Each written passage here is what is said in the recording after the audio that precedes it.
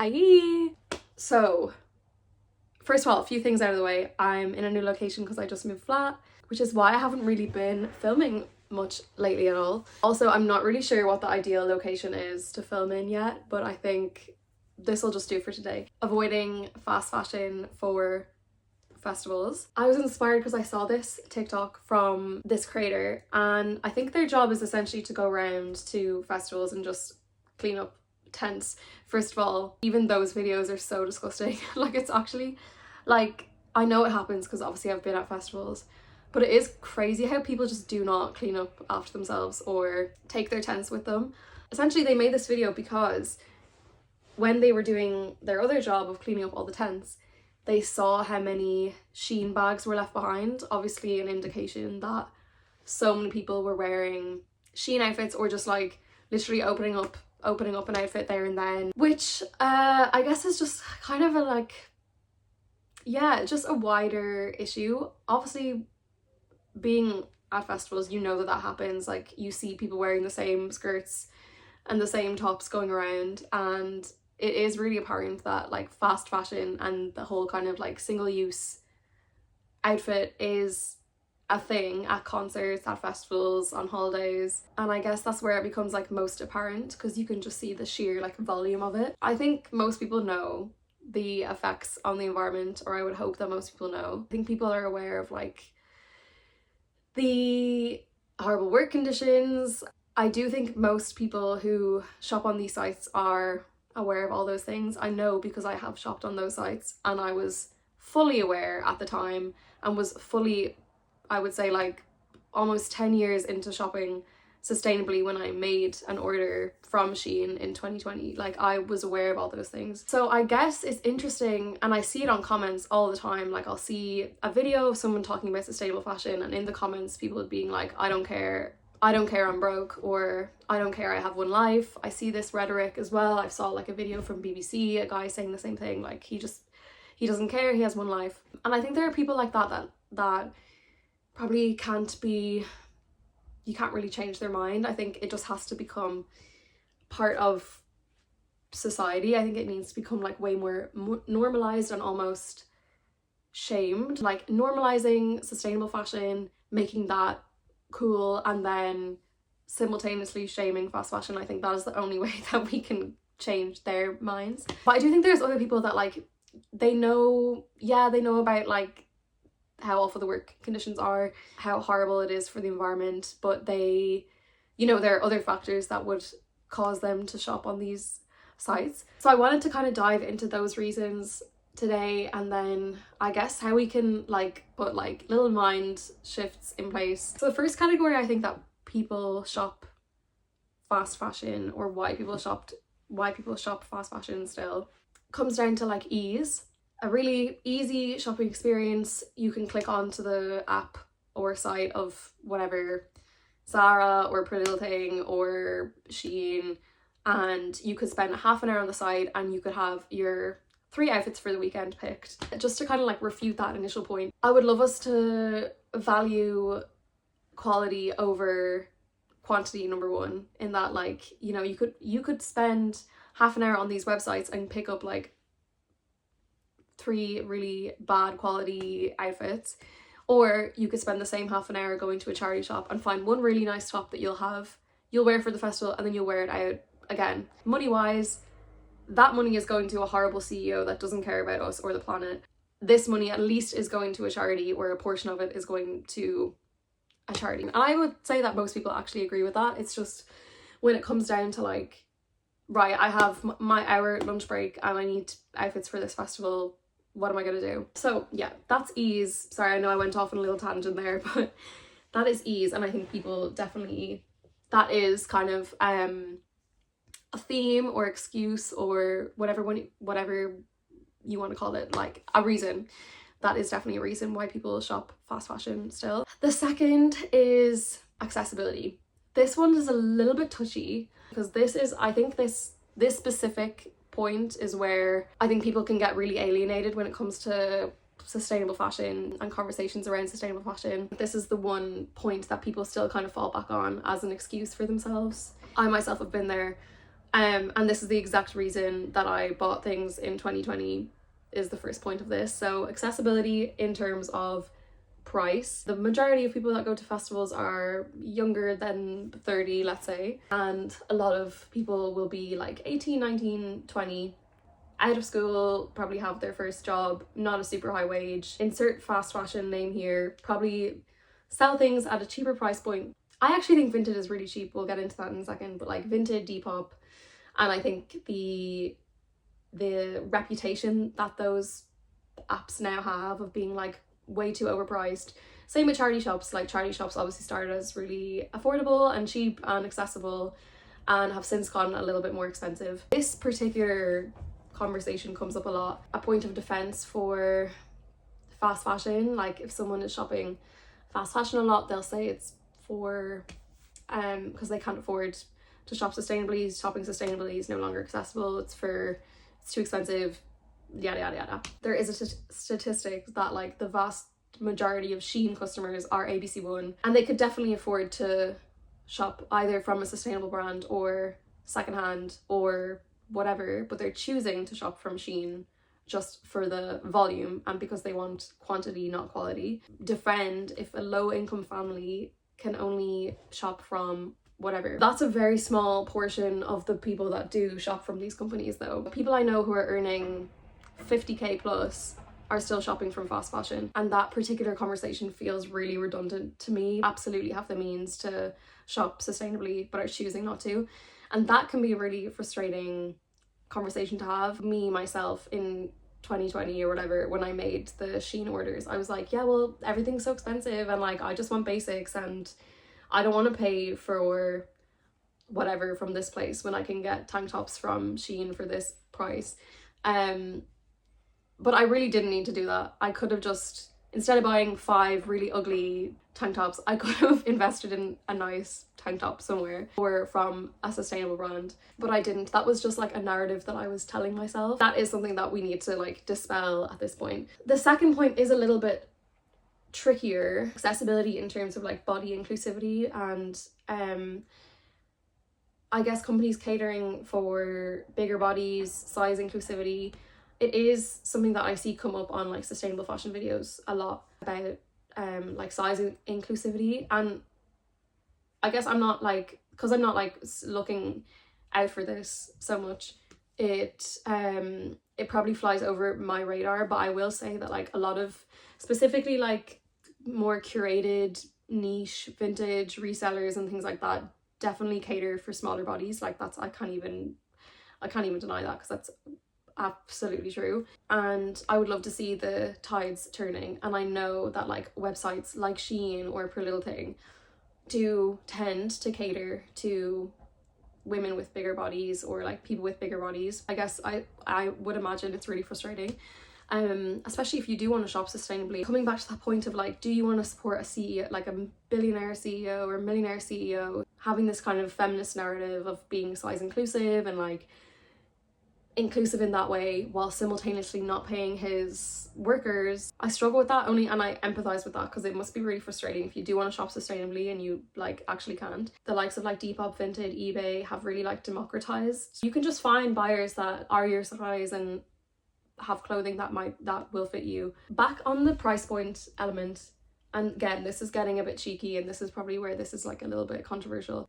If you can afford a ticket to a festival, you can more than likely buy a sustainable outfit from a charity shop. Let's say the price of a Shein outfit is like 15. I actually don't know how much Shein outfits are anymore. Let's say it's like 750 for a full outfit, 750. You can spend the same 750 that you did on Shein on Vinted or haggle someone down. A lot of things are up there already for like £5, £7. A lot of dresses and stuff are already up there for like the same price point. I get why people think that they can only afford to shop on Shein, but yeah, I promise you, if you have a look on Vinted, download it, set the price, type in dress and set the price point or price maximum, and I bet you will be surprised on how many things are selling for so cheap on that site. The third point, and I think this comes up specifically for like concerts or festivals, is themes / being on trend and I'll go into that further. So themes, I saw this with like the Sabrina Carpenter concert in Dublin. All the girlies had their corsets, they were all rocking the same, like similar outfits. A lot of them I'm sure were bought specific for that occasion, which is again quite frustrating to see. Like, I love a theme, I'm all for a theme. This definitely plays a role at festivals, and I think this leads people into being like, oh my god, I literally, like, I can't find anything, and then someone's like, oh well, I saw cowboy boots on this website, people just buy the cowboy boots on that website, you know what I mean? Like that kind of thing. Sabrina Carpenter, let's say, instead of going to a charity shop and finding like lingerie and like making it kind of Sabrina adjacent, I think a lot of people just typed in like Sabrina Carpenter corset and bought the exact yellow little cutout corset, which obviously is very cute, but not really considering like the implications of that purchase. And all your friends are wearing like something similar, that can be, it can feel like a little bit like isolating to like go out of that. But yeah, I definitely think that plays a role. Also, like being on trend, like I think especially when you're young and let's say a specific skirt or a specific top is really popular and like every influencer is telling you like, you need this, insert name here, top from this brand, you need this purchase from TikTok shop, or you need this outfit for your next festival. That can obviously be really enticing and like does create a sense of panic. That language is really convincing. It can feel a little bit like isolating, or that you're not on trend, or like you're gonna look like a fool, you're gonna look ugly and everyone else is gonna look great, whatever. The only way kind of around that is just like being confident in your decision, and I guess why you shop the way that you do, why you're opting for sustainable fashion over fast fashion. I just want to go through like, I guess, some thought starters / ideas on how to get around it, or like ways to escape that kind of fast fashion mindset. Here are ways around it / ways to avoid fast fashion for festivals. The first one is by planning ahead. I think this is a really important one, because for any time that I've left an event to like the last minute, my mind does go into, I'll just buy something in this shop, or I'll just like buy fast fashion. The only time I ever consider buying fast fashion is when I'm like short for time and I feel pressure and I'm a bit stressed about it. Planning ahead is like the ultimate cheat code to avoiding fast fashion for every event, or like in any occasion,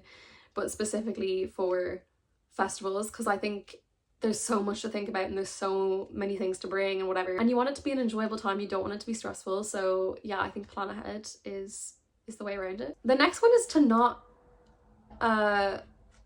care as much. So this is something, and I think this is like a really difficult mindset to break out of, especially if you're like a fashion girl, you really want to serve a look. Just remembering that like no one probably remembers what you wore last year. It's really not that deep. Like if it comes down to it and you're like, no, I really want to wear this specific look and I really want to whatever, taking like a wider lens on it and being like, okay, I'm just trying to find an example. Let's say you really, I keep going back to Western, but that's just been what's trending for the last few years. So let's say you really want to wear like Western long skirt. What influencers will tell you you need is like, you need this specific milk tote top, you need this specific white linen skirt, and you need these specific brown cowboy boots from this brand. What that actually like translate to is like, you need a top, you need a skirt, and you need boots. That makes it so much easier by like taking like a wide lens on it. Go into a charity shop, I'm sure you'll find a linen skirt. Maybe it's not white and maybe it doesn't have like these exact frills that like this model for Hollister, maybe it's not that specific skirt that your friend already has. Maybe it's like this floral one from athru.eire that whatever has a print on it. Ultimately, that one might actually look cooler and look more festival-y than like the white skirt that everyone else is gonna have. Same with like the top. Let's say you have this specific milkmaid top in mind. You can't find nothing in your wardrobe that would resemble it, and your friend doesn't have anything, whatever. You could probably find like a blouse in a charity shop. Yeah, it might be printed and it might be like a little bit outdated looking, but if you like cropped it and cut it, could it be cool? Like, not, I guess, again, not really caring as much about like what the specifics are, but just getting like an overall general vibe, I think is is the way to go about things. Last year I had this really specific look in mind. It was sustainable in fairness, but it was then freezing on the day and I was literally Baltic. I was like, no, I can't wear I can't wear this. I didn't plan ahead. I did plan ahead, but I planned really poorly. I was coming from somewhere in London that was like 20 something degrees and then going to Ireland and it was freezing cold. And I just didn't expect it. So all of my outfits were really skimpy and I got there, I was freezing. I just went to the charity shop that was there, I think was Vision Ireland. I got like big basketball shorts that were like long enough to cover my legs so they were warmer, and I ended up getting this massive fleece that now I'm still like obsessed with. I think it taught me a lesson that like actually when you're there, like when you're at a festival, no one cares what you look like. Which brings me on to my third point, that like if you are at the festival, your friends will have bits or there'll be like charity shops on the premises that you can just pick up something. You don't need to be buying an outfit from Shein for like one single use. Rewear what you already own. This, again, I know I've touched on this. This is like difficult for the fashion girlies. Even if no one else remembered my outfits, which they probably didn't, I would remember it. I would want to wear something different. People change a lot year on year. Just accessorize it differently. Like you can just rewear the same outfit without having to buy something new or from a fast fashion site that's like likely polyester. Maybe buy a new accessory from a charity shop, a different belt or something, and style it in a different way. Another way that I think is, maybe it's, I don't know if it's really obvious, but I think using Vinted, Depop, if you really want like the look of something Shein, like you like those little cords, like I wore a little cord last year, you can 1000% find those pieces on Vinted, Depop, for secondhand in charity shops. Probably I would say it's easier to search, just if you're like, if you know you want something really specific, it's obviously easier to search on like Vinted or Depop or eBay for that specific item. Making that your first port of call before you check fast fashion sites, like just delete all those apps from your phone, like don't have them in your orbit, and then you will just gravitate to like, and keep Vinted and Depop obviously, and then you will just gravitate to those secondhand sites rather than Shein, Zara, PLT, whatever. In addition to like borrowing from friends, you can obviously borrow from rental sites. This is, I'm sure, if you want a little bit more of a like bougie festival experience. Buying from like Irish brands, or sorry, I always direct my audience, my what I'm saying to like an Irish audience, but like what I just mean by that is buying small local brands. So let's say you know a girl who's really good at crochet, like could you buy a little cord set from her? Could be a lot more expensive, but you have a really unique piece that'll probably last you a really long time, and you're supporting another Irish girly or like local girly. If you do really want to stand out, I think that's a great option. Take the power into your own hands and make something from scratch, either reworking something, like let's say you have a dress that you haven't worn for ages, like could you remake that into like a little outfit? I'm conscious that I'm like, sew something, but then I forget that like sewing machines are like 150 euro sometimes. So like asking to borrow a sewing machine or ask if your friends could sew something for you. And this is an amazing option, I think, for, again, I don't want to speak out of turn because this I haven't been in this position, but you struggle to find things secondhand. Like could you rework something from a charity shop, rework different fabric that you found into something that is really cool and fits you and makes you feel amazing? Like by like salvaging something from a charity shop that isn't probably going to be sold, like could you make something with it? I would love to see, and this is actually a prediction of mine that I'm just going to throw in here just for funsies, I would love to see, remember in like the 2010s, like early 2010s, like late 2000s, let's say, where people would just like cut out pieces of a t-shirt and like rope tie them and like do all that kind of stuff. I think Aoife O'Farrell is like bringing this back, like these reworked t-shirts back. But I think that's such a fun and like very like cool girl way to do a festival, because it's like I really don't care, but then obviously you spent an hour on this t-shirt. That is all my points for today. I know that was really like do. Let me know your thoughts. Let me know what you think you're going to be wearing. Let me know where you found your last festival's outfits, where you're looking this year. Be interested to know what you think about my like 3 assumptions as to like why people still shop secondhand. Like, do you think they stand true? Do you think they're valid? Or do you think, I don't know, like, do you think that there's more to it than that? Do you think they're too harsh as well?